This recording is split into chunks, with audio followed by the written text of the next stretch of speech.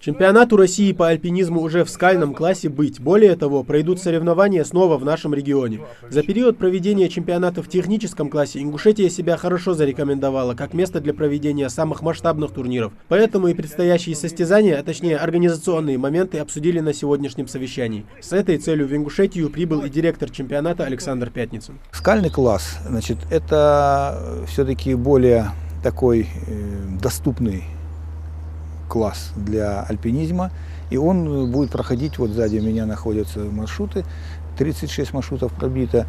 Это тот же самый альпинизм, только с повышенными требованиями к безопасности.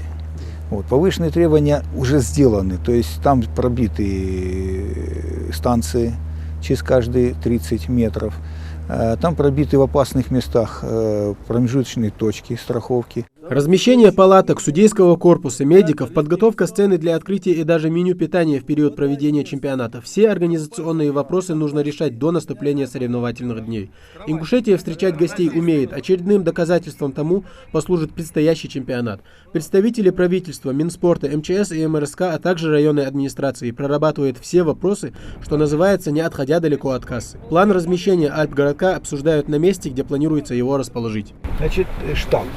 Здесь мы участников не располагаем и не кормим. Здесь только у нас судьи, заседают судьи. Вот.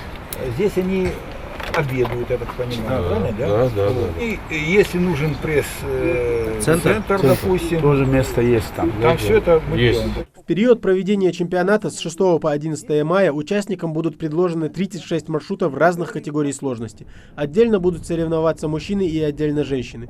Место для проведения соревнований выбрано идеально. Тратить много сил на подход к скалам не надо. А силы участникам в почти что марафонском забеге по скалам очень понадобятся. Мы ожидаем, дело в том, что, в общем-то, маршруты не позволяют проведения здесь массовых соревнований. Вот, тем более альпинизм — это штучный, так сказать, продукт. И сюда приедут самые сильные спортсмены в этой области, в альпинизме. Мы предполагаем допустить 15 мужских, от 10 до 15 мужских и 10 женских команд. В ближайшее время здесь будут установлены палатки для альпинистов и санузлы. Некоторые спортсмены к месту соревнований любят прибывать загодя, поэтому организаторы должны быть готовы принять первую волну альпинистов уже в скором времени. Тамерлан Хумхоев, Адам Далаков, Новости 24.